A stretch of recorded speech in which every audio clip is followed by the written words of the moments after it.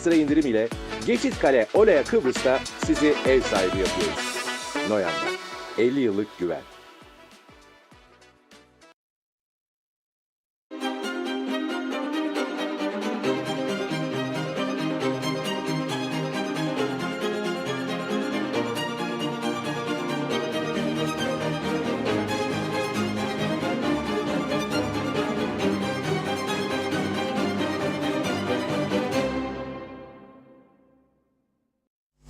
TV 2020 ekranlarından merhaba sevgili izleyenler. Gündem Özel programında Diyalog Medya Grubu Genel Yayın Yönetmeni Reşat Akar'la birlikte sizlerleyiz. Bugün ele alacağımız konuları sırasıyla sizlerle paylaşalım. Evet, ilk olarak Meclis Başkan Vekili Fazilet Özdenefe, Meclis Genel Kurulu'nu toplantıya çağırmadığı için Cumhurbaşkanı Ersin Tatar'ın New York'ta gerçekleştirilecek yemekli toplantının ardından Kıbrıs'a hareket edeceği bildirildi. Tatar'ın yarın akşam Kıbrıs'a varmasıyla birlikte vekalet süresi sona erecek olan zorlu törenin Meclis Genel Kurulu'nu Perşembe günü toplantıya çağırması bekleniyor. Ulusal Birlik Partisi'nin bu kez 2 aday göstereceği ve adaylardan herhangi birinin ilk 4 turda salt çoğunluğun desteğini almaması halinde son turda en fazla oyu alan adayın meclis başkanı seçileceği belirtiliyor. Meclis Başkanı Zorlu Töre, Başsavcılıktan gelen görüş sonrasında geniş çaplı bir açıklama yaptı. Başsavcılık görüşüne ve partisinin vermiş olduğu karara saygı duyacağını ve sağduyulu hareket edeceğini açıkladı. Konuşacağız. Ülke sorunlarının arttığı bir dönemde meclis başkanlığı seçiminde yaşananlara tepki gösteren vatandaşlar siyasete duyulan güvensizliğin arttığını söyledi. Konuyla ilgili vatandaş görüşlerini de sizlerle paylaşacağız. Bir diğer konumuz Halkların Korunması İnisiyatifi'nin dün Metehan sınır kapısında gerçekleştirdiği eylem, Rum yönetiminin kuzeydeki mülklerle ilgili tavrını değiştirmedi. Rum Ağır Ceza Mahkemesi Esentepe, Bahçeli ve Tatlısu'daki Rum arazileri üzerine inşa edilen mülklerin satışına aracılık etmekle suçlanan Macar asıllı 2 kadını cezaevine gönderdi. Detaylarını sizlerle paylaşacağız. Son olarak da Güney Kıbrıs'tan tır çalan ve Akıncılar bölgesinden kuzeye getiren İsa Akdeniz'e 1 yıl, kanunsuz silah ve mermi bulundurmaktan yargılanan Mehmet Yaşar Can'a da 1 yıllık hapis cezası verildi. Yine ayrıntılarını vereceğiz. Evet, buyurun Reşat Bey. Evet, herkese hayırlı günler dileyerek başlayalım. Günlerdir meclis başkanlığı seçimini konuşuyoruz. Tabii bu sorun çözülmediği için de vatandaşların siyasete olan güveninin gittikçe azaldığını da görebiliyoruz. Zaten bugün konuyla ilgili röportajlarımızı da sizlerle paylaşacağız. Şimdi Ulusal Birlik Partisi kanadına bakalım. Ulusal Birlik Partisi kanadı kendi arasında uzlaşamadığı için 24 milletvekili var. 5 de koalisyon ortakları, 29 milletvekiline sahip olan bir hükümet kanadının 26 oyu bulamayıp meclis başkanı seçememesi tabii ki kabul edilebilir bir durum değil. Bunu hiç kimse bizlere demokrasilerde olur böyle şeyler, demokrasi falan demesin. Çünkü partiler genellikle bu tür konularda bir bütün olarak hareket ederler. Ama Ulusal Birlik Partisi içerisinde öteden beri kişisel çıkarlar, kişisel beklentiler, menfaatler maalesef bu tür sorunları yaratıyor ve bu tür sorunları yaratanlar da cezasız bırakılıyor. Yani parti içi disiplinin çalıştırılmadığı da gözler önünde. Şimdi bu zorlu töreye veya daha sonraki adaya neden oy verilmedi, 26 oy verilmedi? Bu konuyu Ulusal Birlik Partisi'nin içerisinde aslında sorgulamaları ve bir sonuç almaları gerekiyor. Ne var ki bunu yapacak durumda değiller. Çünkü partiden 2 milletvekilinin, 3 milletvekilinin istivası durumunda zaten çoğunluğu yitirmiş olur ve hükümetten düşerler. Hükümetten düşmemek için parti içerisinde yapılanlara sessiz, tepkisiz kalabiliyorlar. Bütün mesele budur. Ama tabii bu tavır ne oluyor? Halkın meclise olan, siyasete olan güvenini yitiriyor. Şimdi gelinen son noktada Başsavcılık Zorlu Törebey'in 25 red, 23 kabul oyu almasını seçimi kazanamadığı şeklinde değerlendirdiği için Zorlu Bey de bugün bir açıklama yaparak dedi ki gerek başsavcılığın gerekse partimin aldığı karara saygı duymak ve sağduyulu hareket etmek zorundayım. Bana diyor yüklenen yük diyor halkım tarafından bu yöndedir diyor. Şimdi uzun bir açıklama yaptı. O açıklamayı konuşacağız biraz sonra. Ama bu arada meclis toplanamadı. Ne dün ne bugün. Niye? Normalde meclis pazartesi ve salı günleri toplanıyordu. Toplanamamasının sebebi Zorlu Bey şu anda Cumhurbaşkanı'na vekalet ediyor. Çünkü Cumhurbaşkanı New York'ta ona vekalet ettiği sürece meclis başkanı sıfatıyla genel kurulu toplantıya çağıramıyor. Ama ne oluyor? Onun vekili var. Fazilet Hanım, Fazilet Özdenefe. Ona çağrı yapıyor. Dün Başbakan Ünal Üstel biliyorsunuz bağlanmıştı bizim programımıza canlı yayında. Söylediği Fazilet Hanım çağırsın meclisi. Bu defa bizim 26 oyumuz hazırdır dedi. Ulusal Birlik Partisi Parti Meclisi Başbakan ve Genel Başkan Ünal Üstel'e tam yetki verdi. İstediği kişiyi veya kişileri aday göstermesi konusunda. O da dedi ki hazırız biz. Fazilet Hanım çağırsın meclise gidelim. Ama Fazilet Hanım CTP milletvekili olduğu için CTP'nin aldığı karara uyarak meclisin toplantıya çağırmadı. Bu defa ne oluyor? Cumhurbaşkanı Kıbrıs saatiyle sabahın erken saatlerinde New York'ta Genel Sekreter ve Rum toplumu lideri Hristodoulidis'le bir araya gelecek. Ne oluyor? Cumhurbaşkanı bu toplantının, yemekli toplantının ardından havaalanına hareket ederek New York'tan Kıbrıs'a dönmek zorunda kalıyor. Dönecekti. Yarın akşam saat 20 civarında adada olacağı az önce Cumhurbaşkanlığı tarafından açıklandı. Havaalanında bir de açıklama yapacağı belirtiliyor. Demek ki Ersin Tatar Bey yarın akşam adaya dönecek. Yemekten hemen sonra hareket ve Kıbrıs. Perşembe günü de bu durumda Zorlu Bey Meclis Genel Kurulu'nu toplayabilecek.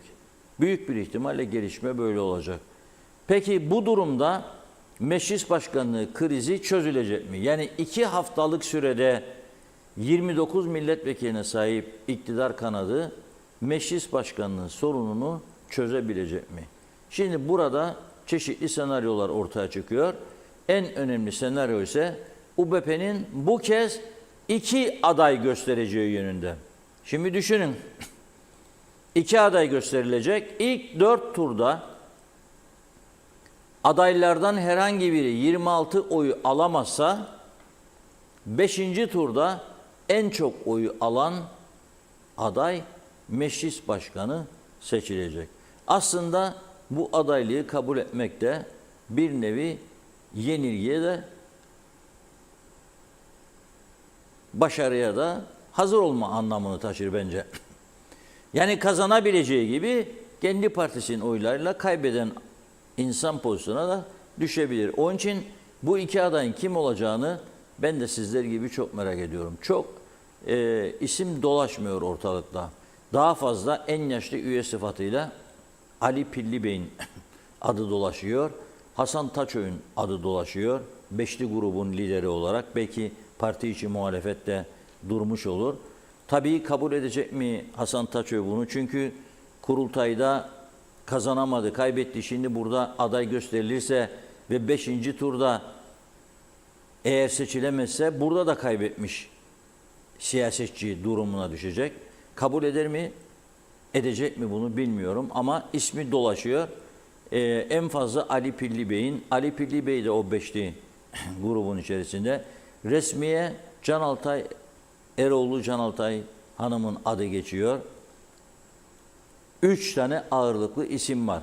Ama ben mesela Nazım Çavuşoğlu 4 oldu. Onun adı geçiyor.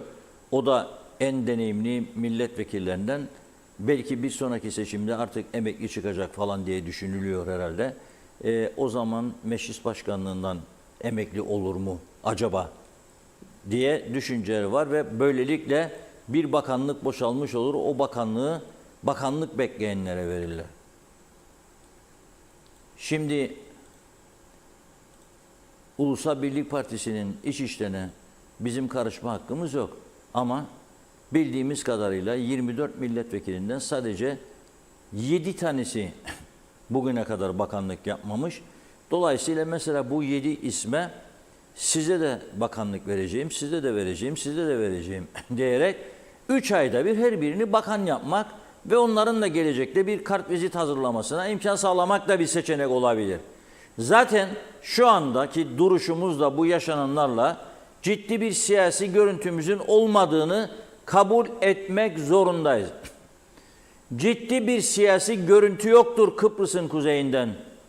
Güneydekiler bize bakarak dalga geçerler, alay ederler. Uuu derler, Rumlar gördü mü?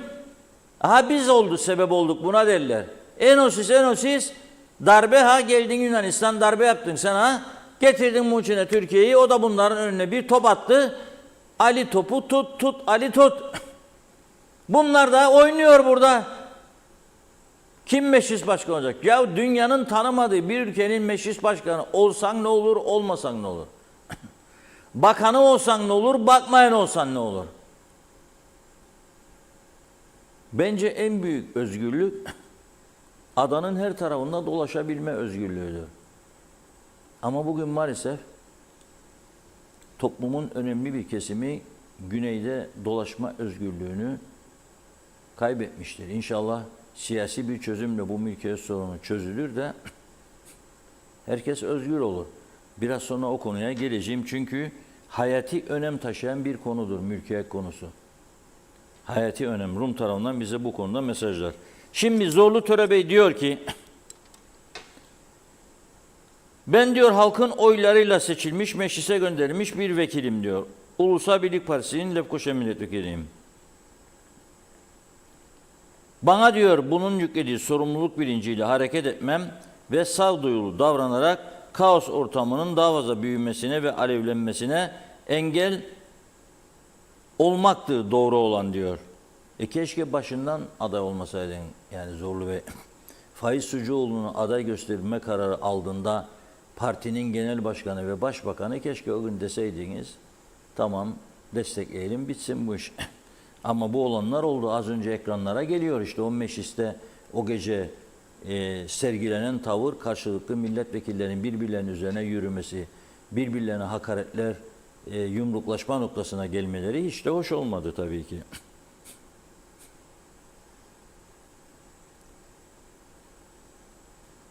Başsavcılık diyor, evet diyor, red oyları daha fazla olduğu için diyor, başkan seçilemediğim yönünde kanaat ortaya koymuştur.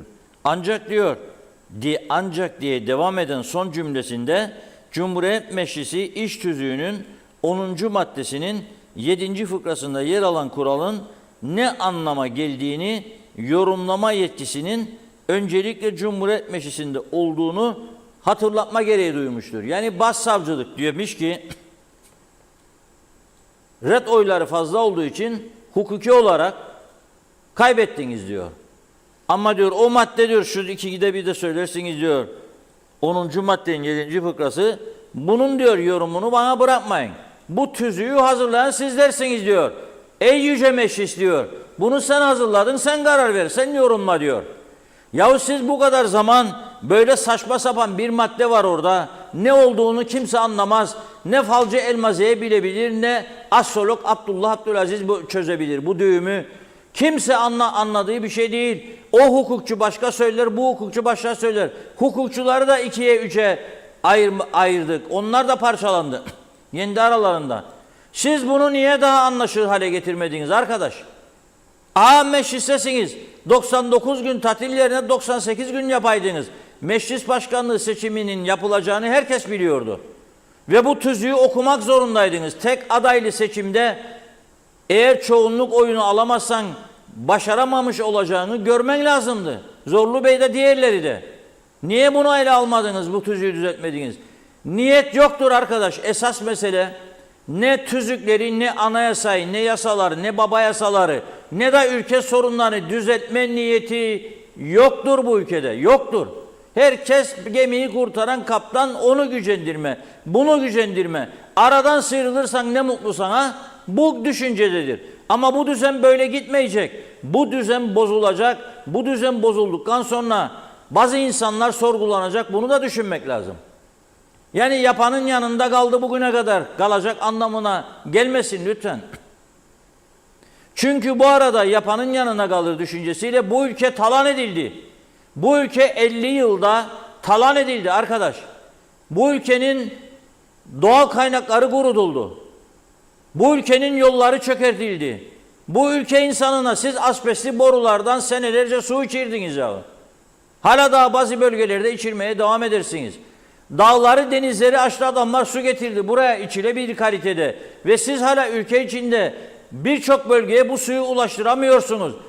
Allah'ın bir su borusunu değiştiremediniz. Siz nasıl eşit egemende Macron'la görüşme yapmak isterseniz gidip iklim değişimlerini konuşacaksınız. Önce ülkenizdeki su borusunu değiştirmeyi öğrenin ya. Da ondan sonra iklim değişikliklerine gidip konuşursunuz. Bunu beceremediniz. Ey yüce meclis, sirkin de kendine gel. Bak halkın güveni kalmadı, biraz sonra izleyecek. Halk üzülüyor bu o yaşattıklarınıza. Halk geçinme sıkıntısı çekiyor. Bir kısım insan çok iyi duruma yükselirken kimisi haklı, kimisi haksız. Ezici bir çoğunluk gittikçe fakirleşiyor.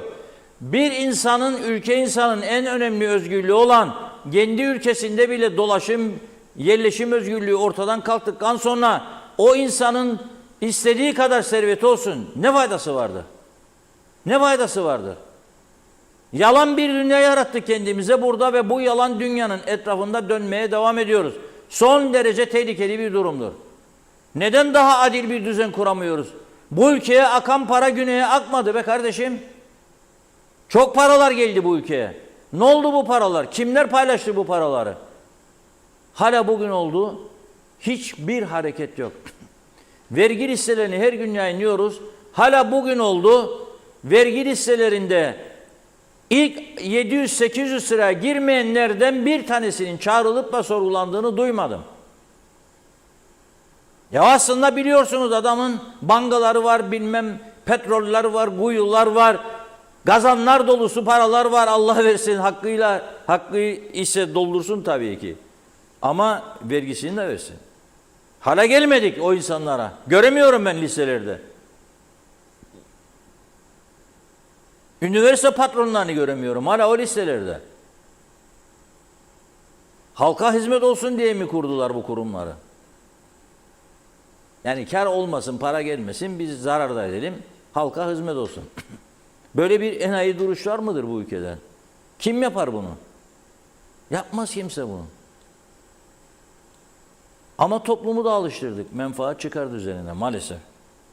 Dolayısıyla şimdi Zorlu Bey diyor ki ben artık geri duracağım. Ama enteresan bir durum. Ulusal Birlik Partisi içerisinde dün parti meclisinin almış olduğu karar sonrasında bir kişi bile şu ana kadar çıkıp da ben meclis başkanlığına adayım demedi. Tamam, yetki Ünal Bey'e verildi ama diyebilirdi bazıları. Ben meclis başkanlığına adayım, Ünal Bey beni önerirse memnun olurum diyebilirdi. Şimdi öyle bir duruma geldi ki aday olmaktan korkuyor arkadaşlar. Onu görüyorum ben. Aday olmaktan korkuyorlar. Ama bir an önce bu düğümü çözmek zorundadırlar.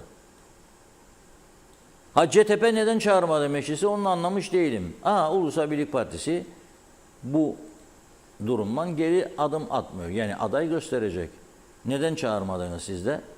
Bence CTP'nin düşüncesi de hükümeti halk nazarında daha fazla yıpratmak. Yani bir meclis başkanı seçemediler, bize bunu yaşattınız demek için. Ama zaten çağırsanız da çağırmasanız da halk söyleyeceğini söyledi. Bu saatten sonra daha fazla vurun hükümet kanadına demez. Ama enteresan bir durum ortaya çıkacak. İktidar partisi aynı parti içinden 2 tane meclis başkan adayı gösterirse bu da bir ilk olacak Forever TRNC tarihinde. İleride bir zamanlar bizim de bir TRNC'miz vardı diyecek insanlar. Torunlarına falan. Da böyle bir maskara ligileri de oynanmıştı diyecek. Bu videoları saklayın ha. Bence saklayın çocuklarınıza, torunlarınıza. Çünkü soracaklar. Diyecekler ki neden biz iyi bir seviyede değiliz? Neden biz bu ada içerisinde kalırsak eğer ikinci plana itildik? Veya neden biz göçe mecbur olduk? Ülkemizi terk ettik. Bu soruları soracaklar ileride.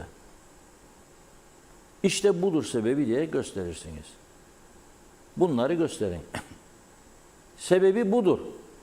Bize ait olmayan bir binada Diyanellos Tütün Fabrikası'nda eski haliyle meclis kurduk ve mecliste bunları yaşadık. Bize yaşattılar. Durum budur. Buyurun Funda Hanım. Teşekkür ederek mesajlarımıza başlayalım.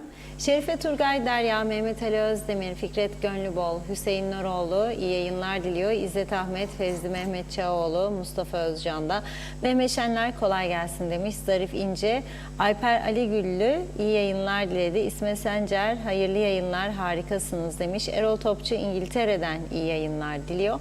Mehmet Uluçaylı, meclisi yok yere kitleyen töre açıklama yerine istifa etmeliydi. UBP iki adayla yarışa girmesi hem yanlış hem doğru. Doğru tarafı yasaya göre iki aday yarışınca 5. turda salt çoğunluğun aranması ve bir probleme sebebiyet vermemesindendir herhalde. Bence iki adaydan biri resmi anımdır diyor. Alper Ali Güllü kolay gelsin güzel ülkem ne günlerden geçiyor. Maalesef siyasilere artık güven duyulmuyor. Ertuğrul Kanık koca meclisin yarısı hesapta avukat, tüzük bilmezler, yasa bilmezler. Sonra da hukuk okuduk diye ortada gezerler. Bu UBP'nin çok meşhur genel sekreteri diyor avukat Oğuzhan Bey bizi başkanımızı seçtik diye ortalarda gezerken başsavcılık işinize bakın dedi. Özetle sevgili UBP'liler başsavcılık size dedi ki gidin kumda oynayın. Ömer Köse eğer yeni seçilen bir meclis başkanı olursa o da bu sahte meclise yüce meclis diyecek mi? Mehmet Asla dünya tanımaz ama dünyayı gezdi ensenizden diyor. Saniye Gündüz selamlar. Eğer Simon Aykut diğer tarafta tutuklama kararı çıkarsa buraya etkisi olur. Mehmet Uluçaylı 10. maddeyi çıkarları doğrultusunda kullanıyor vekiller tıpkı ermeyen lastik gibi demiş. Diğer mesajında da CTP milletvekili ortam bulmalıyız diyor. Sorun bakalım Rum seni vekil olarak dengini alıyor mu? Rumlar her zaman türbünlere oynuyor. Biz de inanıp yutuyoruz. Celal Harun tavlada oyun bitti. Mars olduğunu gördün. Şimdi unutulduğunu izle. Hadi mahalleye git otur yazmış. İsmet Ezel paraları kargalar pulyalar yedi. Hilmi Budalı YouTube'dan film indirdim görmek için. Şimdi diyor kaç zamandır gerek duymam sağ olsun demiş. Meclisi izlerim. Erhan Yapıcıoğlu tanınmamışlığın getirdiği avantajlar, statükonun devamı, avantalar, halkın vergileriyle yemeler, içmeler, gezmeler, özel arabalar, korumalar, vatan millet Sakarya nutuklarıyla bunları kaybetmekten korkar. Ali Cevat 60 yıldır Kızılay arkası göçmen evlerinde oturuyoruz. Su borularının değiştiğini görmedim. Seçim zamanı geldi mi mahalleden hiçbir parti eksik olmaz. Bu defa kimseyi eve almayacağım demiş. Bunlara bu yakışır diyor Ali Bey.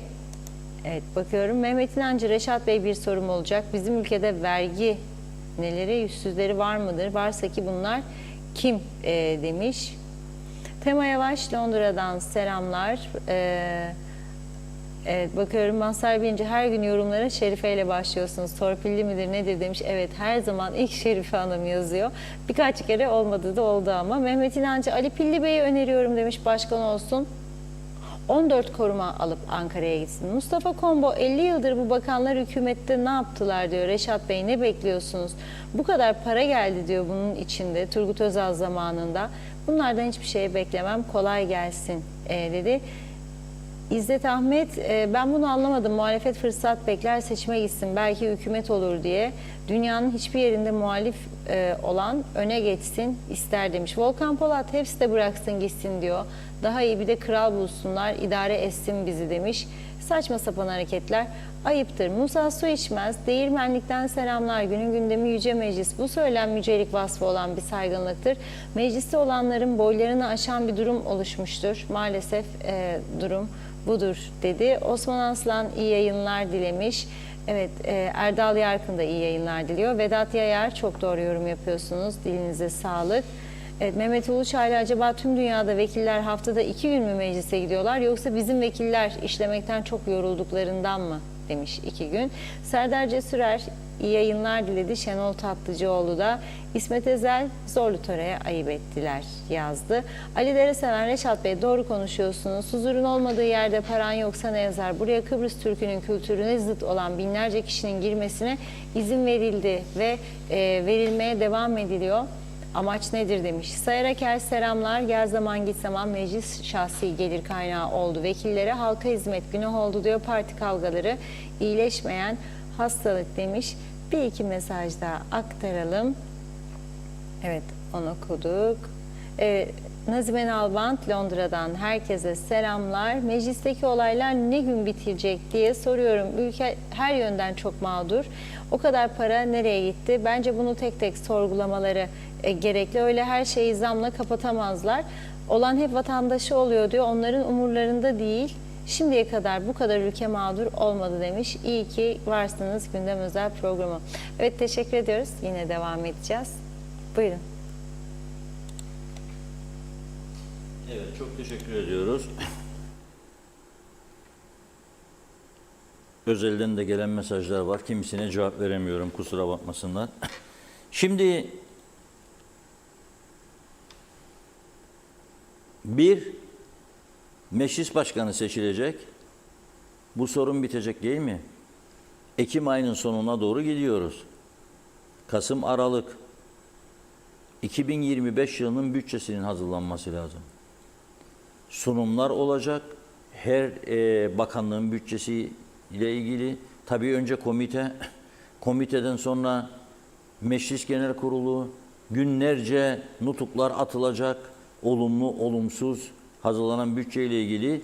Ama bu arada arkadaşlarımızın farkında olmadığı bazı gerçekleri var. Nedir? Bir, Türkiye'de şimdi savunma sanayini güçlendirme adı altında yeni vergiler geliyor. Türkiye televizyonları günlerdir bunu tartışıyor. O vergilerin tüketim maddelerine nasıl yansıtılacağını şu anda bilemiyoruz. Nerelere yansıtılacak? Ve bu Kıbrıs'ın kuzeyini nasıl etkileyecek? 2. Yetişip meclis bir karar aldı. 3 defa belirlenecek asgari ücret senede diye. Şimdi yıl sonu bir asgari ücret daha var. Kasım, Aralık. Bakın, bu içinden çıkılacak bir durum değildir. Ne kadar küçülürse küçülsün işletmeler, hele bu emlak sektöründeki kriz derinleştikçe bu ülkede birçok iş yeri kapatmak zorunda kalacak.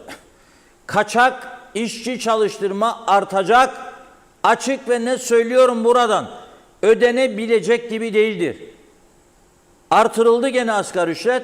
Adamın cebine para girmeden piyasada pahalılık başladı. Bu defa ne oldu şirketlere? Şimdi neyi düşünürler? Biz diyorlar primler yükselecek. Yüksek primden toplayacağımız paralarla sigorta emeklilerini ödeyebileceğiz. Ama nereye kadar? Sana bu primi ödeyemeyecek bir süre sonra. Belki de bu aydan ödeyemiyorlar. Belki de bu aydan. Dün ben Murakıp'la konuştum. İnanılmaz bir artış vardır. Düşünün siz, sadece çalışana verdiğiniz para değildir önemli olan artış. Asgari ücretin üzerinde verdiğiniz her artışın sigorta ihtiyaç sandığı ve vergi dilimleri artıyor. Siz nereden çıkaracaksınız bunu? Şey için söyleyeyim, bizim mesleği bırakın. Genel olarak konuşalım. Üreticiler fiyatlarını artırmak zorunda kalacak. Ve kaldılar da. Bu taraftan güney kapısı var ama 6 ay, 8 ay önce, 1 yıl önce, 2 yıl önce bizdeki hellim fiyatları, örnek vereyim. Güneyin çok altındaydı. 2 tane, hatta 3 tane hellim kuzeyden, 1 tane hellim güneyden alıyordum. Güneyde 13 ile 16 euro arasıydı kilosu. Şimdi 13,5 ile 18 arasıdır. 18 olanı da satamadıkları için 15, 14, 13'e düşürüyorlar. Birçok kaliteli ürün güneyin üzerine çıktı. Diğer tüketim malzemeleri aynı şekilde. Yani gittikçe ekonomi güneye kayıyor. Şimdi Türkiye'den ithalat yapanlar yeni gelecek zamlarla birlikte nasıl bir adım atması lazım? Kuzey Kıbrıs'taki hükümetlere çok önerildi. Sıfır vergi alın dedi. Ucuzlasın piyasa. Ama o ticaret ahlakı var mı bizde? Almadı hükümetler gerçi ama alsalar da soruyorum. Sıfırladılar KDV'yi çocuk bezinde, çocuk mamasında, çocuk sütünde. Bizimkiler, ithalatçılar ve satıcılar düştüler mi %16 KDV'yi vatandaştan? Hayır, düşmediler. Rum tarafı Eylül sonuna kadar uzattı sıfır KDV'yi bu saydığım ürünlerde. Sonra 1 Ekim'de gene başladı ve sesler yükselince Maliye Bakanı 2 gün önce dedi ki bu ürünlerde ve sebze meyvede gene sıfırlayacağız. Çok yakın zamanda dedi KDV olmayacak. Çünkü insanlar geçinemiyor. Ama öte taraftan baktığımızda bizde lüks tüketim güneyin çok üstünde. Güneyin çok üstünde. Bizdeki fiyatlar güneyin üstünde. Dün mesela görüşlerine çok saygı duyduğum Sanayi Holding'in eski genel müdürlerinden Yücel Dolmacı Bey paylaştı.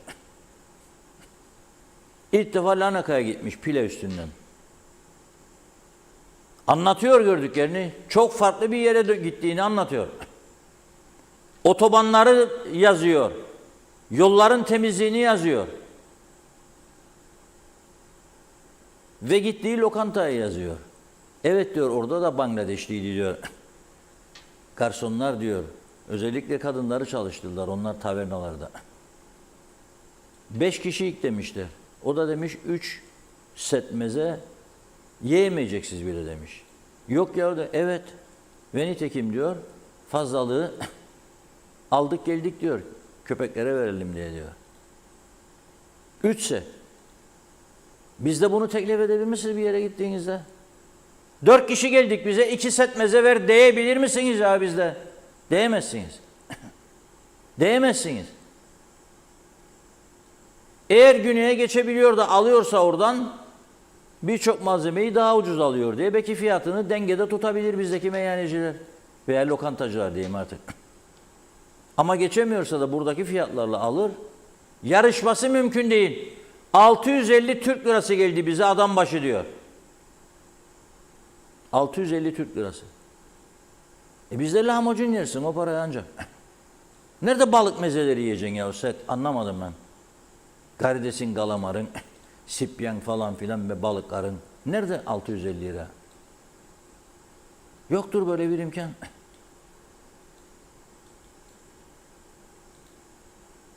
Balık bollaşması lazım, o da yok. Türkiye'de bu sene palamut patlaması var. Hani nerede?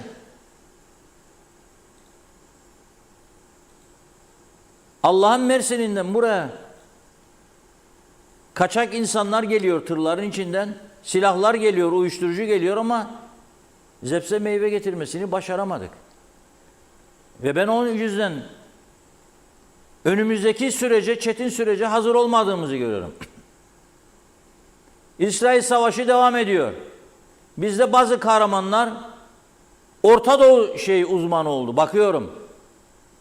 Derinliğine konuları bilmeden neler yazılıyor, neler. Neler. Kurtaracaklar Orta Doğu'yu. Bırak sen onun memleketine bak eğer varsa fikrin memleketin için. Bak Güney Kıbrıs'ı gene örnek vereceğim. Savaşın içindeki İsrail'le anlaşma aşamasına gelmişler. 10 yıl süreyle Güney Kıbrıs'ın gazı 2027'de ilk gaz çıkacak. Afrodit yatağından. İlk gaz. Ve o sürece kadar Türkiye ile Kıbrıs konusunda bir uzlaşı hedefleniyor ve Türkiye üzerinden Avrupa sevkiyatı hedefleniyor. Ama onun dışında Güney Kıbrıs'ın doğal gazla elektrik üretmesi ve doğal gazı bütün ülkeye yayması için İsrail'le 1,5 milyar dolarlık bir anlaşma aşamasına geldiler. Metinler hazırlanmış. 10 yıllık bir anlaşma. İsrail Güney Kıbrıs'a 1,5 milyar dolarlık doğal gaz satacak 10 yıl içinde. Biz burada şimdi 2 gün gemi gelmesin buraya gaz yoktur. Tüp gaz bulamayacak. Yemek pişirecek gaz olmayacak. Ne stoklama var, ne denetim var, ne hesaplayan var, ne planlama yapan var. Hiçbir şey. Sıfır. 2 gün gemi gelmesin akaryakıt bulmayacak. Ve çar tersine dönecek, gidip depolarımızı güneyden doldurmak zorunda kalacak. Hiçbir şeyin planlaması yoktur. Hiçbir şeyin istatistik bilgisi yoktur. Geçen hafta söylediğim, dinlemeyenler için bir daha söylüyorum. İthalat ve ihracat rakamlarını aradık. İnternet ortamında yok. İlgili birimlere ulaştı arkadaşlarımız. Seneden seneye hesaplanır demişler. Ben Rum tarafının ilk 6 aylık ihracatına ve ithalatını aldım. Hazır istatistikler. Girin internette bulursunuz. Bizde yok böyle bir şey. Hiçbir şeyi olmayan bir yapı nasıl Kıbrıs adasının üzerinde ve Avrupa Birliği normları çerçevesinde eşit ve egemen olacak? Onu söyleyin bana, ben de anlayayım.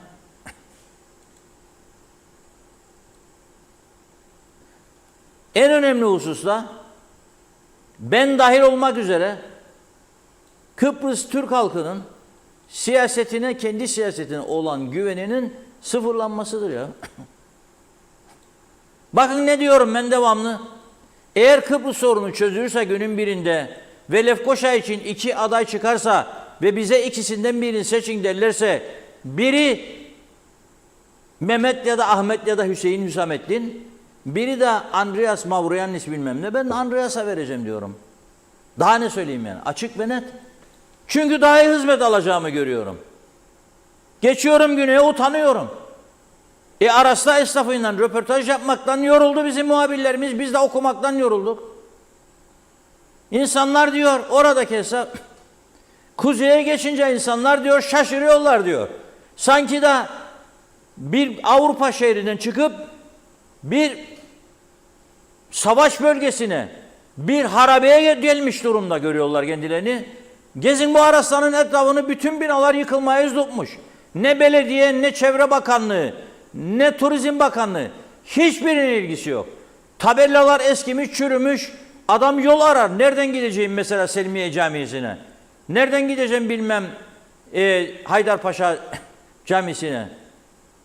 Yoktur böyle. Bunlar silinmiş, dökülmüş. Yenileme yok. Hiçbir yön gösterici işaretler, çoğu yok olmuş. Kırılmış, dökülmüş. Tamamen terk edilmiş bir kent durumundadır başkent Lefkoşa. Oralarda 3-5 tane eğlence yeri ve zannediyoruz ki tamamdır, fethettik dünyayı. Yoktur öyle bir şey. Binaların çoğu yıkılma. Belediyenin parası mı var? Olamaz. 750 tane adam besliyorsan sen orada, normalde 150-200 kişinin yapacağı işi, olamaz zaten, bütün gelirini maaşlara harcamak zorundasın. İşte arada bir de festival adı altında panayır, manayır, şarkı, türkü falan, bitti bu iş. Gençlik eğleniyor, alkışlayın, bravo. Yok, böyle bir şey yok. Ha bunları yerine getirmemenin cezası da yok bizim ülkede. Mesela adam seçildi, yapamadı, yapmadı, ihmal etti. Var mı bunu sorgulayan bir mekanizma? O da yok. Ombudsman dedik, koyduk, Sayıştay dedik, hazırladıkları raporları dikkate alan yok. Meclis Araştırma Komitesi kurdular. 200 milyon o günün parası, 2 milyar bugünün parası en az. En az.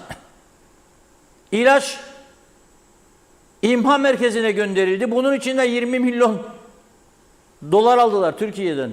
Da verdiler imha etsinler diye. Yani bir daha para verdik imha edelim diye. 2 milyarlık ilacı da attık. Meclis Araştırma Komisyonu kuruldu. Sonuç 0'a 0 elde 0. İşte öyleydi, işte böyleydi. Birleştiler orada sağı solu, çünkü her ikisinin de döneminde bakanlar geçti oradan o süreçte. Sağdan da soldan da. Uzlaştınız mı? Yok. Bir Kıbrıs Türk Hava Yolları felaketi vardır ortada. Doğrudan felaket. 500 milyon dolardı. Şimdi faizleriyle 600 belki 700 milyon dolar olmuştur. Kağıt üstünde Kooperatif Merkez Bankası'nda alacak görünür. Nerededir bu para? Ne sorgulamadınız, ne yargılamadınız bu kadar sene geçti? Yapamazsınız. Çünkü orada da o onu suçladı, o onu suçladı. Mesele bu kadar basit. O zaman böyle olunca da siyasete güven olur mu? Bilmiyorum. Ömer Kadiroğlu havada, karada, denizde. Bakalım vatandaşlar ona ne söyledi, izleyelim. Neticede siyasilere güveniyor musunuz? Yok, güvenmem hiç. Zaten oldum olası hiç güvenemedik ki. Yani Neden? zihniyetler kötü abim. Yani zihniyetler güzel olsa her şey güzel olacak. Yani zihniyetler güzel değil. Yani bunun örneği güzel değil derken işte 50 yılda geldiğimiz noktaya bak. Yani adamlar başka yerlerde, mesela o yanda savaş oldu. Onlar 50 yıl ileri gitti. Biz de 50 yıl geri gittik. Yani çünkü siyasi partiler sadece kendi çıkarları için. Yani ben o koltuğa oturayım, işte yandaşlarımı onarayım falan. Amaç bu, zihniyet bu. Halk için zaten bir şey yapılsaydı biz çok güzel günler görecektik. Peki bu ülkeyi düzeltmek mümkün mü? İşte dedim bak, zihniyetler değişirse düzelir. Şimdi birincisi, o mecliste babadan oğula gider farkındaysanız. İngiltere Krallığı gibi. Yani adam çıkar kızını gör, adam çıkar oğlunu gör. Gördünüz yani, zaten bu bellidir. İsim istemez. Bir de orada mesela artık yaşı gelmiş insanlar vardır. Tamam, tecrübeli olabilirler belki. Onlar artık gider eve torun sevsinler. Gençlere bırakacaksın. Gençlerin önünü açacaksın. Mesela geçen gün unuttum da adını, şimdi takıldım. Zorlu Bey. Zorlu Bey iyi bir insan aslında ama yapıştı adeta koltuğa. Bırak be kardeşim artık. Yaşın 70'i bulmuş geçmiş. Git torun sevdiğinde. Gençleri gelsin. Kapı açın. Yani bu gençler okullar. Bu gençler bir şey yapacaklar bu ülkede. Yapacaklar. Ama tabii zihniyet değişirse ama. Fırsat vereceksin. Bir de hep zihniyet aynı olmayacak. Yani ben oturdum o koltuğa, işte kardeşimi bilmem neyimi, yok bunu düşünmeyeceksin. Ülke için. Ama gençler, gençletsin ya artık meclis. Hepsi yaşlı abim, yani orada görürük. Belli yaş üzerinde. Yani isim vermem ama tabii yaşlılar. Yani saygımız vardır insanlara. Ama artık çekil bir kenara. Aç kapıyı, gençler otursun. Ülke ileri gitsin. Yani ben nereye bakarım şu anda? Bak, yaşım 66. Ben doğdum büyüdüm bu yerde. Ben her şeyi boş verdim. Avrupa Birliği bilmem ne. Ben görselliğe bakarım. Bak, 66 sene önce doğduğumda bu görsellik aynıydı. Yine aynı. Değişen bir şey yok. İşte 5-10 ev yapıldı. Değişen bu. Var mı bir gelişim? Yok. Okullarda bir gelişim var mı? Yok. Hastanede bugün ilaç var mı? Yok. Giderek yok. Paramızdan alırız. Yani hiçbir şey düzeldi. Ne eğitim düzeldi, ne sağlık düzeldi. Yani sonumuz böyle iyi değildir. Son meclisteki olaylardan sonra KKTC'de siyaset diye bir şey olmadığını sadece ben Umut olarak değil, tüm KKTC halkı herkes görmüştür. Öyle bir durum söz konusu değil artık. Güveniniz yok. Aynen öyle. Ülkeyi düzeltmek mümkün.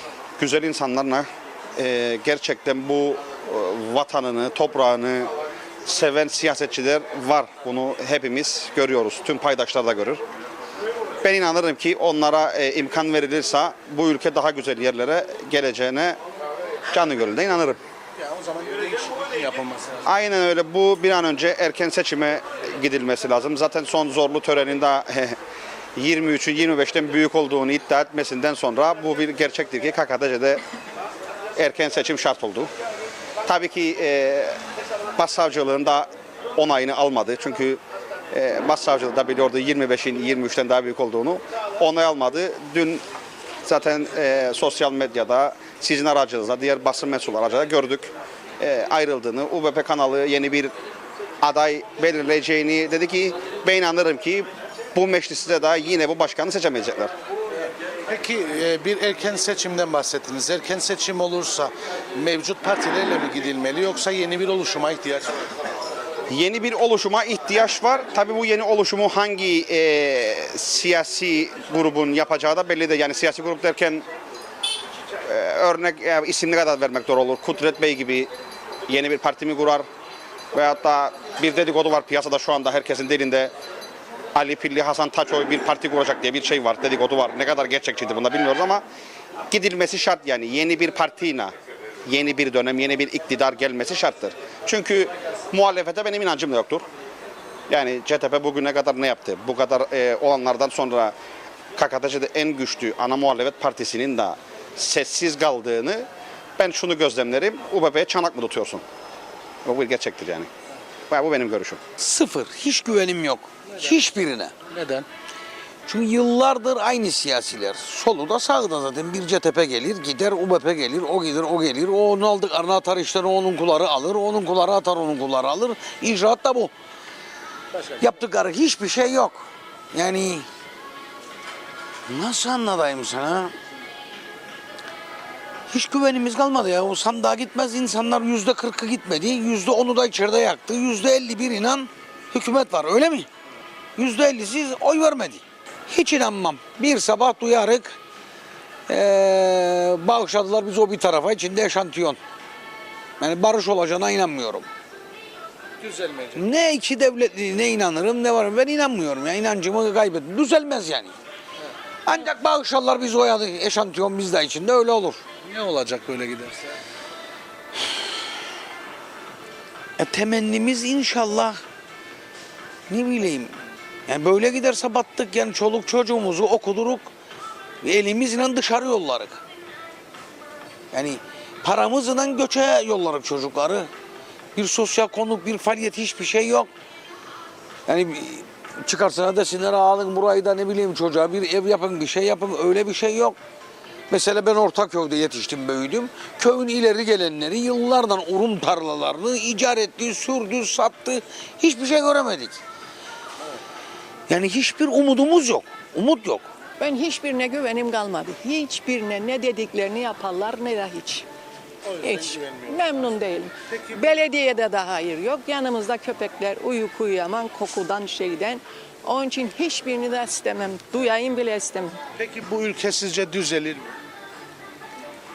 Böyle giderse bu şekilde aynı şekilde devam edecek. Düzelmez.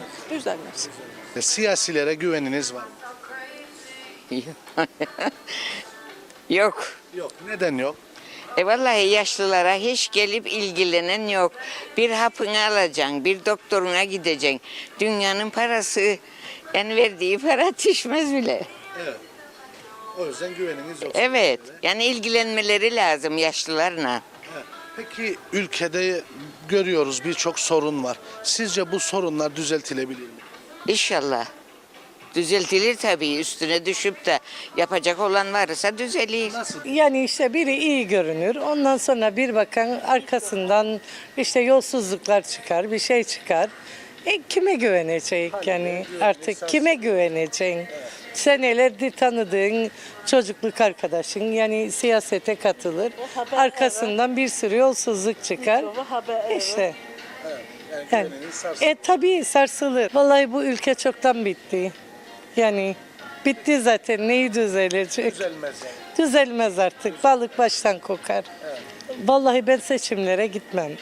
Yani güvenimizi çoktan kaybettik artık. Söz verirler, yapmazlar. Ya en basiti okuldan çıktığımızda bize kağıt verdiler. İşte sizi postaya iş aldık. Gittik bize dediler bu seçim yatırımıdır. Boşuna gelmeyin sizi yarın işten atacaklar. Yani ben 19 yaşında kaybettim güvenimi. Yani Kuzey Kıbrıs Türk Cumhuriyeti'nde siyasilere güveniniz var mı? Genelleme yapmam bazılarına güveniyorum. Bazıları. Evet, bazılarına güveniyorum. Verdikleri sözleri tutmadıkları için, meclise devam etmedikleri için ben düzenli olarak meclis oturumlarını izliyorum. Oradan puanlarını veriyorum. Bu ülke ileride düzelebilme gibi bir durumu var mı? Kesinlikle var. Nasıl düzelir? Biz dürüst siyasileri seçeceğiz. Onlar da görevlerini yapacaklar. O zaman düzelir diyorsun. Kesinlikle düzelir. Bir seçime gidilirken mevcut siyasi partilerle mi gidilmeli yoksa ülkenin yeni bir siyasi oluşuma ihtiyacı var mı? İkisi de olabilir. İkisi de olur. İkisi de olabilir, evet.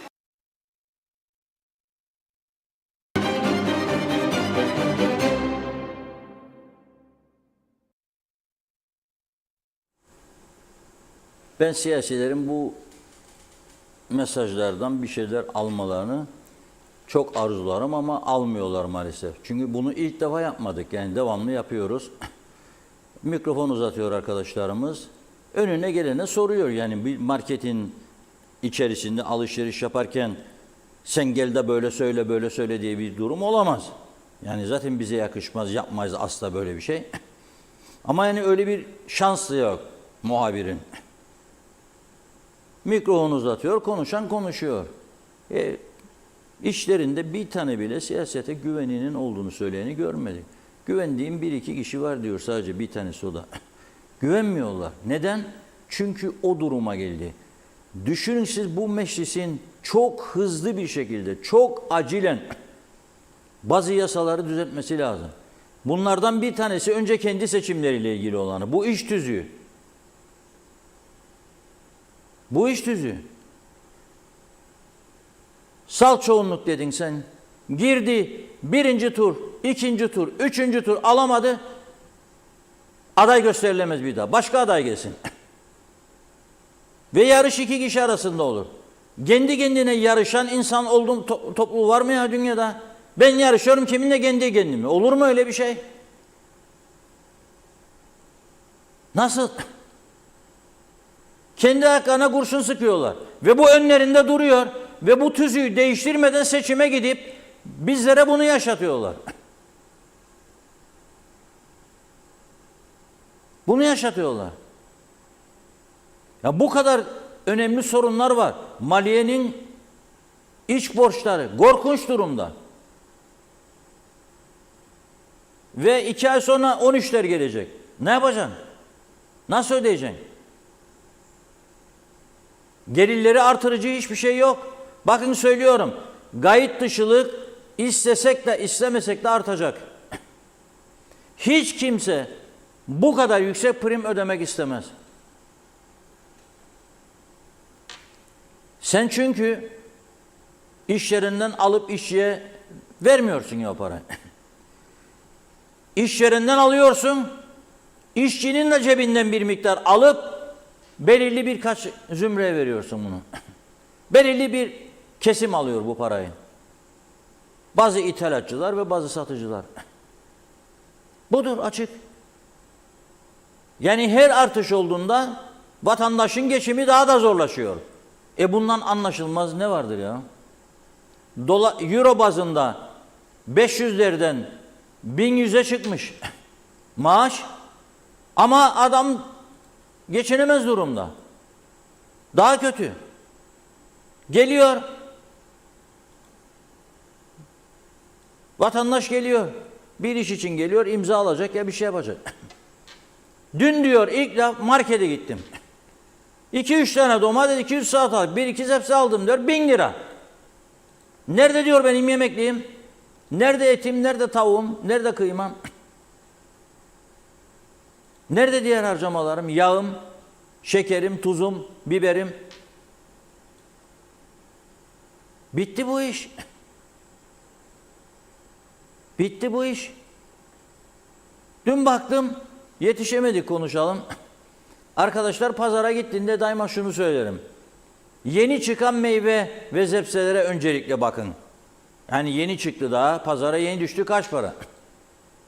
Bakmışlar, 2 tane kasa var. Bir manavın önünde. Lefke'nin hurması diyor, ne kadar? 150 lira. Kim alacak? Hurmalar da pişmemiş. 3-5 tane içinde pişmiş, gerisi turuncu renk, sert.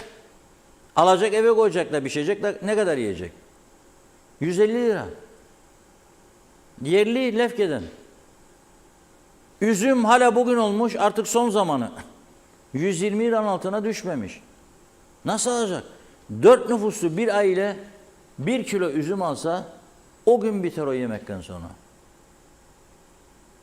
Yani 1 kilo üzüm o gün. 4 kişi. Zaten ne kadar gelir? Bir salkım 1 kilo. Bunlar imkan var, getir Türkiye'den, Mersin'den. Ucuzlat piyasayı. Yok. Sınır koyma. İsteyen alsın riskini, istediği kadar getirsin. Bak rekabet olunca neler olacak bu ülkede. O da yok. O da yok. Yani ciddi sıkıntılar var. Yüce Meclis'in bazı yasaları değiştirmesi lazım. İvedilikle suç patlaması var. Polisin güçlendirilmesi lazım. Sözde olmaz bu iş. Hastanelerin durumu ortada. Siz devamlı oturup fikir üreteceksiniz. Yasaları düzenleyeceksiniz. Yok ki bakanlık kavgası, kim bakan olacak, kim bakan olmayacak. Vatandaşın ne ilgisi var? İsteyen bakan olur, isteyen olmaz. Ama bu milletvekillerine bakanlık yolunu kapatmadıkları sürece, ki kapatma niyetleri hiç yoktur. Şimdi mesela muhalefetteki der, ya biz geldiğimizde düzeltecek bunları der. Bunlar beceriksizdir der. Siz de geldiğiniz olmadı. Belki biraz daha iyi işler yaptınız, belki bazı konularda daha ileri adım attınız ama genel anlamda olmadı. Üstelik o dörtlü koalisyon hükümetinde ben hatırlıyorum, Başbakan Tufan Bey, Başbakan Yardımcısı Kudret Bey sabah uyandıklarında baktılar ki bir kalem koymuş Maliye Bakanı. Şeytan gibiydi o dönemin Maliye Bakanı arkadaş. Bunlara demiş size de veriyorum para. Hadi alın siz de. Örtülü ödenek. Aman Allah'ım dedi bunlar. Biz istemeyik.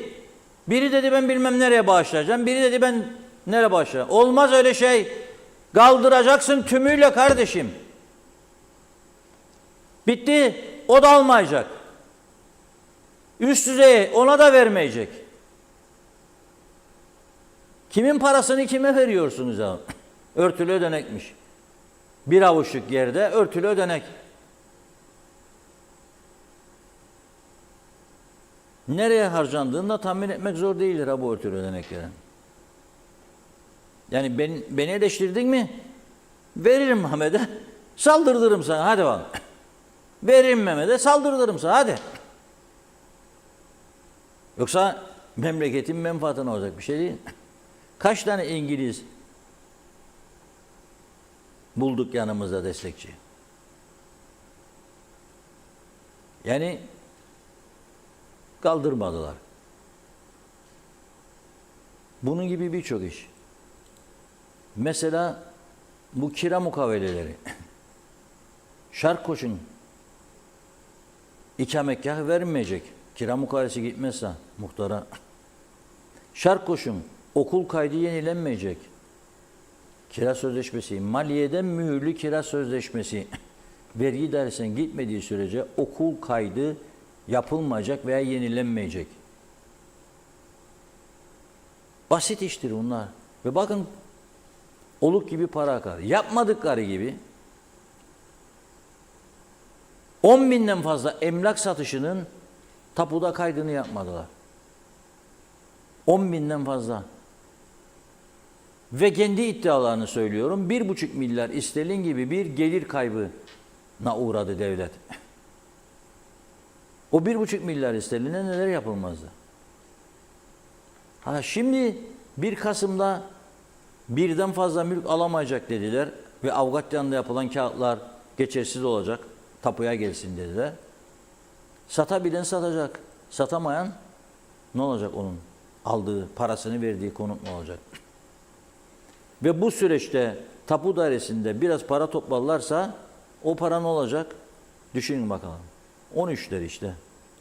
Çünkü borçlanamayacaklardı artık. 13'ler. Gene taşınmadı mal komisyonuna diye. Gene değil. Şimdi dünkü eyleme gelelim. Taşınmaz mal komisyonunu çalıştıralım dediler. Güzel. Bir eylem yapılmalı mıydı? Yapılmalıydı. Ama eylemden önce KKTC'yi yönetenler daha Simon Aykut tutuklandığı gün araması lazımdı üst düzeyin Rum liderini. Gel böyle bir gayri resmi bir 10 dakika bir kahve içelim. Birleşmiş Milletler yetkilisini de çağırıyorum. Derim ki dur ya, bu mülkiyet sorununu Kıbrıs sorununun bütünüyle birlikte çözeceğiz. Yapmayın adamlara bunları. Birinci adım bu. 2, madem ki gördüğünüz siz son 2, 3, 4 yılda özellikle İskele'de, Esentepe'de, Datlısu'da, Bahçeli'de, Karşıyaka'da, Lapta'da, Alsancak'ta inşaat patlaması var. Araziyi Türkleştir, üstüne sana inşaat izni vereyim demen lazımdı. Araziyi nasıl Türkleştirecek? Taşınmaz mal komisyonu çalıştıracak. Taşınmaz mal komisyonuna para aktaracak. Sen aktar dedi 2, Türkiye Cumhurbaşkanı Sayın Erdoğan. Ben de koyacağım 8 dedi. Etti 10. 2 milyar sen, 8 milyar ben. 4 milyar sen, 16 milyar ben. 20 milyar euroya kuzeydeki Rum mülklerinin büyük bir kısmı Türkleşirdi. Şimdi bugün o para etmez tabii. Ben yapmam, ben alırım yaparım da kimseyi de dinlemem, hiçbir şey de yapamaz Rum. Geldiğin nokta bu. Şimdi dün o eylemde yer alan ticaret odası, sanayi odası, otelciler birliği size soruyorum. Siz başbakanla oturup bir protokol yaptınız mı yapmadınız mı? Metana 3. yol ve yeni bir geçiş noktası. Yaptınız değil mi? Müteahhitle protokol imzaladınız mı? Siz ödeyeceksiniz dediniz. İmzaladınız. Müteahhit size güvenip yolu başlattı mı? Bütün altyapısını da kendi parasını ödeyerek geçirdi mi? Elektriğini, suyunu, telefonunu son noktaya kadar geldi ve durdu, bıraktı yarım işi. Neden? Bir kuruş vermediniz de onun için. Ne oldu? Bırakın. Yani metandan siz kuzeye para akar ve ekonomik örgütler olarak bu para akışını hızlandıracağınıza sadece bize tur operatörleri turist getirmeyeceğini duyurduğu zaman yakıyorlar bize, ambargolar, Rumlar bize düşman. Sen kendin Rum gelir, bu yana da Rum'un daha çok gelmesini teşvik etmiyorsun. Daha çok Rum'un gelme şansı var buraya. Her 100 liralık akaryakıtta 30 lirası Özdemir Beroğan'ın başında olduğu maliyenin kasasına akar. Ve sen onu çoğaltma imkanın var. Kendi esnafını güçlendirme imkanın var. Ve yapmadın bunu. Adam geldi dedi ki 200 bin isteliğine geldi benim harcadığım para. Verin parayı bitireyim. Kimse elini cebine sokmadı. Kimse. Şimdi de iş işten geçtikten sonra bir yıl insan tutuklandıktan sonra ve bir yıl insanın da adı stop liste yer aldıktan sonra dünkü eylem oldu. Hadi bir ses verme açısından iyi oldu diyeceğim ama kim dikkate aldı? Ne etkiledi? Söyleyeyim size, hiçbir etkisi olmadı. Tam tersi, dün bu yürüyüşün yapıldığı saatlerde Rum Ağır Ceza Mahkemesi'nde 2 Macar kadının duruşla ilgili karar okunuyordu. Çünkü bu 2 Macar kadının avukatları dedi ki bunlar kuzeyde mal satışları, komisyon karşılığı bu işi yapıyorlar. Bunlar direkt inşaatçı değil. Ne bilsin insanlar Kıbrıs'ın senin Rum'un kanunu, Türk'ün kanunu. Kıbrıs'ın kuzeyinde sevmişler orayı, beğenmişler. Onlara bir iş teklif etmiş, yapıyorlar. Hiç olmazsa teminata bağlayın, tutuksuz yargılansınlar diye başvuru yaptılar. Mahkeme de dedi ki Pazartesi günü açıklayacağım dedi. 14 Ekim pazartesi. Dün. Bizim Türk tarafından bazı örgütler Metehan kapısında eylem yaparken Rum Ağır Ceza Mahkemesi Bayan Ilona Lesko ve Melinda Ladany hakkında aldığı kararı açıkladı. Dedi ki ikisi de cezaevine. Şimdi cezaevinde olduğu sayı 4. Simon Aykut 1. İsrail vatandaşı. Eva Hanım Alman vatandaşı 2. 2 tane Macar kadın gidiyor. Etti 4. 25 yaşında bir tane İsrailli genç de teminata bağlandı. Pasaportlarına her şeyine el konuldu.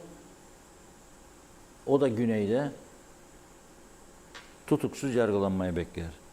Bu 2 Macar kadınla ilgili kararda 12 Aralık'ta duruşmalarının başlaması emredildi. 12 Aralık'ta Rum Ağır Ceza Mahkemesi'nde yargılanacaklar.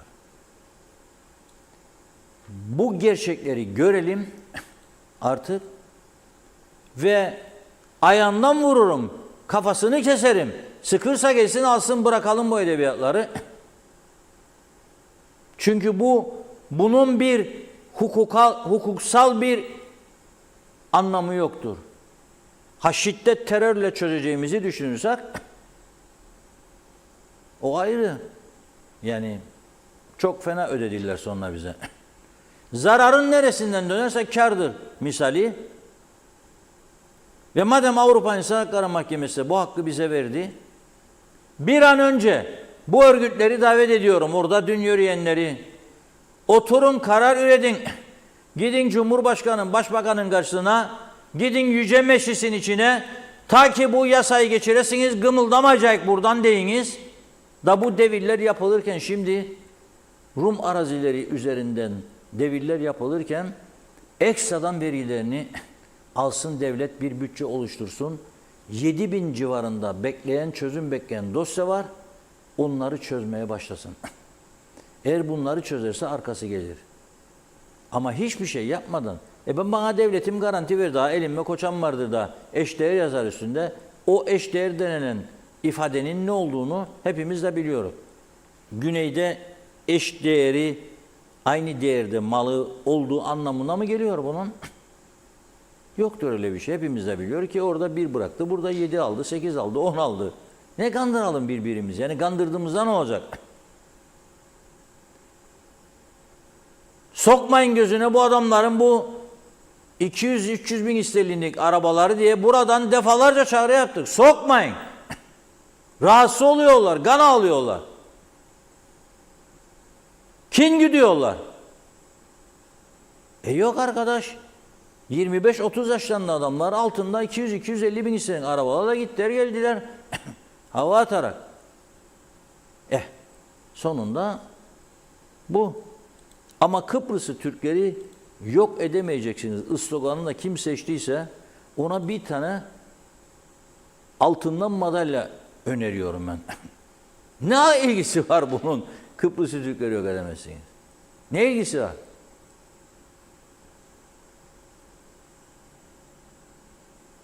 Kıbrıs sorununu bu şekilde çözemezsiniz deselerdi anlarım. Mülkiyet sorununu bu şekilde çözemezsiniz deselerdi anlarım. Ama yok etmek nerede? Biz zaten kendi kendimizi yeterince yok etmiyor muyuz burada? Gençleri Avrupa'ya gönderip kal orada evlatçım gelme demiyor muyuz? Çünkü geldiğinde yatacak yorgan olmayacak burada diyoruz. Onun için onu yapacağımıza malı da alırken yanına ginin Goslin'in Andrulla'nın olduğunu bile bile alıyoruz. İnşaatı da onun üstüne yaptığımızı biliyoruz. O da malın sahibi olarak doğal olarak gelecek. İsteyecek malını. İsteyecek. Bakın Dianellos fabrikasının sahibi adam öldü tabii. Sigara fabrikasıydı orası. Adam öldü, oğlu Konstantinos Damtas. 2003 yılında kapılar açıldıktan sonra kuzeyde birçok mülkleri olan bu insanlar gelip gördüler. Ben adamla tanıştığımda bana dedi ki versinler 2 milyon euro bana dedi. Devredeyim kendilerine burayı dedi. Ben birkaç yetkiliye söyledim. Konuşmalarıma da söyledim. Gizli kapaklı işi olmaz. Duydum bir şeyi bana söylediyse açıklarım bilinsin. Dedim alınız gidiniz adamla konuşun da. Yok dediler. Rum'un para verecek biz malına. Çektik oraya bayrağı dedi bizimdir. Peki buyurun. Buyurun. Yani bu şekilde bir siyaset bizi bakın nerelere getirdi. Savaşların yarar getirmeyeceğini görüyoruz. Para pulunda her şey olmadığını görüyoruz.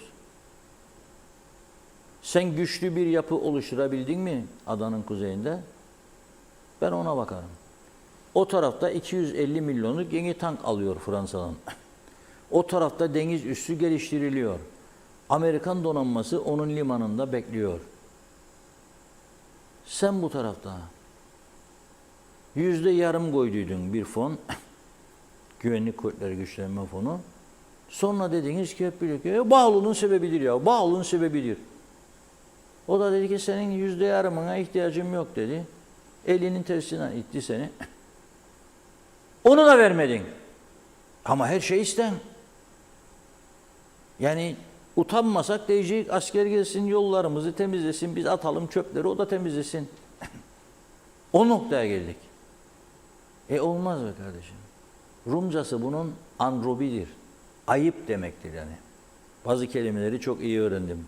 Androbire der, Rumlar böyle yaparlar. Ayıp. Buyurun Funda Hanım. Evet, kaldığımız yerden devam edelim. Mesajlarımıza Fatma Sazlı, Topel Süreyya, Timel Ergün Yahat iyi yayınlar diliyor. Aytaç Bey Yıldırım Muhtarlığı da. Arif Mustafa Cüce Gazi Mosa'dan selamlar. İzzet Ahmet 1980 yılında meclis başkanının koruması yoktu. Hakkı Hatun Bey tek gezerdi. Zorlu töre neden koruma aldı? Ne oldu demiş, biz bilmiyoruz. Mustafa Özcan pandemiyi yönetemeyenden meclisi yönetmesi bekleniyor demiş. Hasan Tüner fasulyenin aynısı gitti geldi, aynısı derdi rahmetlik ciğerci diyor. İyi yayınlar. Ömer Meraklı Muhtar kolay gelsin. 40 senedir Kıbrıs görüşmelerinin başlangıcında ya beraber şarap içerler ya karnıyarık patlıcan ekmek kadayıf yerler. Şimdi de aynı devam eder. Makarina Bulli ile Kıbrıs görüşmeleri başlıyor. Gerisi görüşmem gitmem diyenlere laf azanlık. Mehmet İnancı ikinci isim Taçoy olur demiş. Fikret İpekçioğlu hepsi palavra. Şemi Mutsuz. Reşat Bey tahmin ediyorum 5 kişi Ulusal Birlik Partisi'nin içinden değil. Bu 5 kişi YDP-DP milletvekili diye düşünüyorum. Düşüncem meclis başkanı seçilmesin ve bizden biri aday gösterilsin. Benim düşüncem bu şekilde. Celal Harun, insanlar suçluluk duygularından, vicdan azabından, kendileriyle yüzleşmekten kaçmak için ne yaparlar bilir misiniz? Sizi kötü ve sorunlu ilan ederler. Mehmet Uluçaylı meclis açılır açılmaz bu gereksiz 99 gün tatil memurlarda olduğu gibi 42 güne düşürülmeli. Salih Taşkın Yaradan Akul, devletin hukukçusu başsavcı dedi ki bu meclis başkanı hukuk dışı gidin evinize diyor. Zeren Turalı bu ülkenin esas sorunu seçim değil. Ülkenin kurtuluşu yeniden yapılanma, yeni köklü reformlar. Eski çağ dışı yasaları lağvedip sil baştan yeni modern yasalar yapmaktan geçer. Acilen geçici bir teknokrat hükümet kurulmalı. İşin ehli olanlar o bakanlıklara getirilmeli. Halk ve partililer dayanışma içinde sokağa dökülmeli. Halkın büyük çoğunluğu düşünceye değil de çıkara menfaate oy vermekte. Gör beni göreyim seni misali. O zaman da başa gelen çekilir. Ali Dereselen komşumuz ve tüm dünya ordusunu güçlendirirken bizlerin bu olanlar karşısında hiçbir tedbir almaması ve milyarlarca parayı ek mesai, örtülü ödenek ve lüks araçlara harcamaya devam etmesi hayret verici. Allah korusun bir gün olur da Türk askeri buradan gitmeye mecbur kalırsa bir don gömlek ortada kalacağız. Nazime Nalbant çok severek izliyorum demiş. Eşimle beraber her gün izlerim. Zamlar ne olacak? Hiçbir şeyi zamsız bırakmadılar. Her şey iyi olacak diyenler şimdi nerede? öyle söylüyorlar diyor. Üzgünüz, Allah yardımcımız olsun. Ülkede yaşayanları bıktırmayın lütfen. Celal Harun, dünyada iki şey iki adettir. Düşüncelerimiz ikiye ayrılır. İyi kötü, iki gözümüzle iki türlü şey görürüz. Güzel, çirkin. İki elimiz var, sağ vurur ve kötü işler yapar. Sol el kalbe yakın olduğundan iyilik doludur. İki ayağımız var. Biri bizi yanlış yola götürür, diğeri doğru yola yöneltir. Evet, her şey ikidir. Aytekin Farisoğlu, yorum yapmayacaktım ama konusu geçtiği için yazmak zorunda kaldım diyor. Kızım ve 4 torunumla Larnaka Havalimanı yanında bir lokantada 5 kişi balık, meze ve 2 şarap almışlar. 125 euro. Mehmet Uluçaylı, Rum tarafı hem doğalgaza hazırlanırken bir taraftan güneş enerjisine yatırım yaparak elektrik üretiminin uygulanmasına uğraşıyor. Biz Türkiye her şeyi yaptığı gibi elektriği de getirmesini bekliyoruz. O zaman bizim meclis ne işe yaramakta? Celal Harun, meclis başkanı makam koltuğu piyango özel çekilişi için geri sayım başladı. Acaba bu koltuğun talihlisi kim olacak? Amorti yok mu yazmış. Cemil Kurç, Metehan sınır kapısında yapılan muhteşem bir yapımız var. Rumlarda yoktur, o yüzden onlar bizim dengimiz değil diyor. Yılmaz Senşen, çok üzülüyorum memleketin bu haline. Hep çok kötü siyasetten dolayı. İsmet Ezel, araştırmama komitesi demiş. Ali Dereseven, bizlerin en büyük hatası ileriyi düşünerek planlar yapma yerine günlük icraatların günlük geçiştirilmesi. Bu anlayışla ileriye dönük tek bir adım atılması imkansız, çok daha kötü günler bekler. Volkan Bolat, Yunanlıların dediği gibi dünyada icat edilmiş en büyük yalan demokrasidir. Çağatay Dolner, para kuduzu diyor, makam manyağı hepsi de. Allah bile doyuramayacak kendilerini. Fikret İpekçioğlu, bir gün sabah uyandığımızda hükümet istifa etmiş duyacaksınız. Bütün marifet oturan koltuklarda, çünkü para basıyorlar o kadar. Necdet Mavi Gözlü, Kuzey Kıbrıs Birleşik Afrika Pakistan Cumhuriyeti Başkenti Lefkoşa'dan iyi yayınlar dilemiş. Şaka maka, galiba Yüce Meclis Başkanı Zorlu Bey'den kurtulduk diyor. İnşallah tez zamanda UBP'den de kurtuluruz. Hükümete güvenme konusunda kedinin önüne ciğeri koyarım, güvenirim ama diyor UBP hükümetine asla güvenmiyorum. Başımızda olduğu müddetçe bir arpa boyu ileriye gidemedik, gitmeyeceğiz. 50 yıl geriye gitsek şimdikinden daha iyi oluruz. Ali Dereseven, o kadar basit hatalar yapılıyor boşu boşuna, o kadar büyük paralar harcanıyor. İyi niyetli olsalar tüm sorunlar düzelir kısa zamanda. Niye yapmıyorlar, devam ediyorlar? Şaşılacak bir durum demiş. Halk arasında yapılan konuşmalarda tek bir kişinin dahi memnunluk getirmemesi, ülkenin ne durumda olduğunu bir göstergesi. Dünyanın hangi ülkesinde bu durumlar yaşansa mevcut hükümetler hemen istifa eder. Bizde tam aksi oluyor. Fikret İpekçioğlu, hükümettekilerin beyinleri iflas etmiştir, kabul etsinler, yeter artık dedi. Hasan Bullici, yeni hükümet CTP, UBP kurmalı diye düşünüyorum. Sayarak bu küçük adayı hala birleştiremedik. Irkçılık, dincilik yol vermezse daha çok çile çekeriz. Ali Cevat, gelsinler beleş hurma vereyim diyor. Yok da 159 lira. Mehmet İnancı, her şey sil baştan olmalı. Başkanlık sistemine geçilmeli. Aytaç Bey, çok kaçak var. Yollayın ülkelerine gitsinler. Denetim istiyoruz demiş. Her markette değişik fiyatların düzelmesi gerekiyor. Efe Kara, Güney 250 milyon euroya yeni tank alıyor. Önemli haber. Mustafa Kombo, internet kesiliyor demiş. İnternet suikast mı yapıyorlar diye. Mehmet İnancı, bu meclis güven yitirdi. Seçimle yeni parti lazım. Ünal Bey'in aklında bakalım ne kurnazlıklar var demiş. Aytaç Bey, eninde sonunda bu işlerden anlayan siyasetçiler gelecek. Evet, İzzet Ahmet, bırakmadılar dinleyelim diyor. Hatice Momin de iyi yayınlar diledi. Evet, şöyle bir sanıyorum şimdilik tamamladık. Devam edeceğiz. Teşekkürler. Buyurun. Evet, teşekkür ediyoruz çok. İnternette evet var. Facebook'ta var. Var oğlu var. Her yerde problem var. Maalesef var. Bu bize yönelik midir, genel midir bilmiyorum ama var. Maalesef bu saatlerde zaman zaman bunu görüyoruz ama ne yaparlarsa yapsınlar biz artık sizinle bütünleşmiş durumdayız. Zaten esas bizim izlendiğimiz yer neresi? Sizin evleriniz, iş yerleriniz falan. Buna rağmen Facebook'ta, YouTube'da çok iyi bir izlenme var. Bundan da memnunuz çok. Sizlere teşekkür ediyoruz ama dediğim gibi teknik bazı dürtülerle engelleme olabilir mi?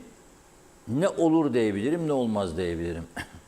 somut bir şey yok elimizde ama o olma olasılığı da var veya tesadüf da olabilir diyeyim. Başka ne söyleyeyim? Şimdi iki taraf arasında çok iyi çalışan bir trafik var. Nedir?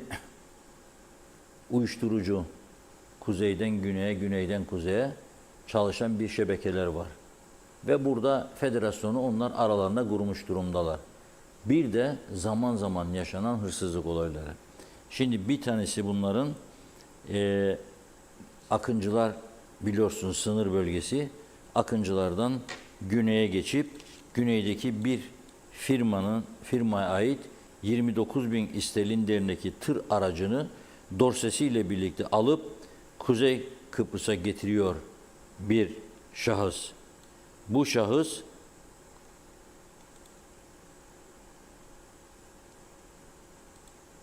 bugün mahkemeye çıkarıldı ve karar okundu. Ve kendisine mahkeme 1 yıl hapislik cezası verdi. Güneyden aldığı, kaçırdığı daha doğrusu tır ve dorsesini kuzeye getirerek kuzeyde bunu satma suçundan yargılanmayı bekliyordu ve mahkeme kendisine 1 yıl hapislik cezası verdiğini açıkladı bugün.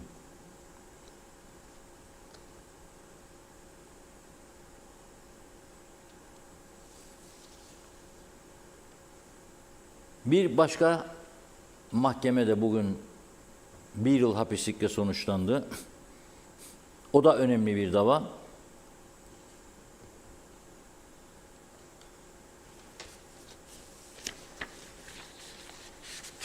Lefkoşa Kaza Mahkemesi'nin sonucu.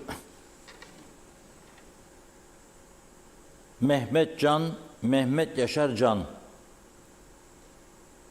16 Nisan 2024 tarihinde saat 09'da Minareli Köy'de faaliyet gösteren süpermarketin otopark alanı içerisinde alınan ihbarı değerlendiren polis ekiplerinin gerçekleştiği operasyonda HR 905 plakalı Jeep araç içerisinde Mehmet Yaşar Can'ın belinde beyaz zarf içerisinde Türkiye'den izinsiz olarak ithal edilen kanunsuz 9 milimetrelik tabanca, 6 adet mermi ve 1 adet kısa, 1 adet de 25'lik uzun şarjör bulunmuş.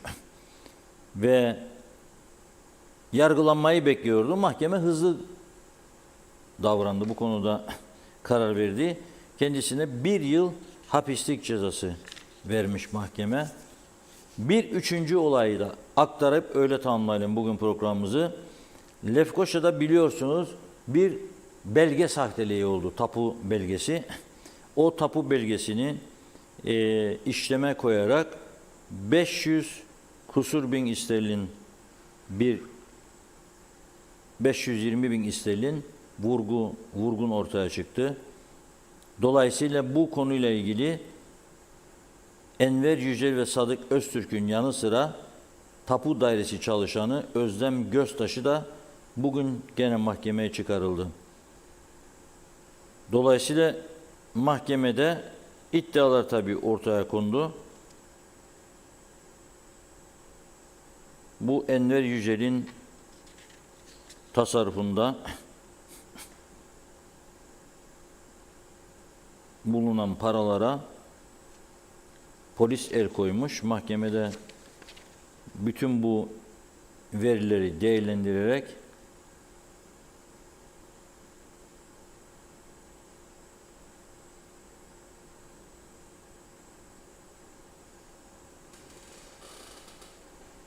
Öztürk ile Göztaşı'nın yargılanıncaya kadar 50'şer bin lira nakit teminat yatırması ve 3 kefilin de 1'er milyon lira yatırması şartıyla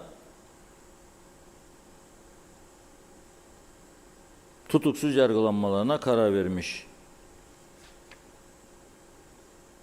Enver Yücel ile ilgili olarak da 200 bin lira nakit, 3 kefilin 1'er milyon lira yatırması, haftada 4 gün ispatı vücut yapması şartıyla onu da serbest bırakmış. Evet, bugünkü mahkemelere yansıyan önemli haberleri de sizlerle paylaşmış olduk. Yarın inşallah maşallah neyi konuşacağız yarın? New York'tan çıkacak sonucu konuşacağız. Güzel bir yemek olsun, yiyecekleri, içecekleri bizim Kıbrıs saatiyle sabaha doğru olacak bu. Onlara afiyet olsun ama bir uzlaşı yoluna girsin bu Kıbrıs sorunu artık. Yani yeni bir müzakere sürecine her zamankinden daha fazla ihtiyaç olduğu gözle görülür haldedir. Gerilim yerine Orta Doğu'daki savaşlardan dersler çıkararak Kıbrıs'ı bir barış adası yapmak gerekiyor. Tabii ki bu tek başına bizim isteğimizde olmaz. Rumların da buna yakınlaşması lazım. Yani diplomatik manevra yaparak ben müzakere isterim, barış isterim demekle olmuyor. Bizim haklarımıza da saygı göstermesi lazım. Bu çerçevede bir uzlaşının ortaya çıkmasını diliyoruz. Bakalım New York'tan nasıl haberler gelecek? Yarın bunları da burada sizlerle birlikte değerlendireceğiz. Teşekkür ediyoruz. Tamamlıyoruz sevgili izleyenler. Yarın yine aynı saatte görüşmek üzere. İyi akşamlar.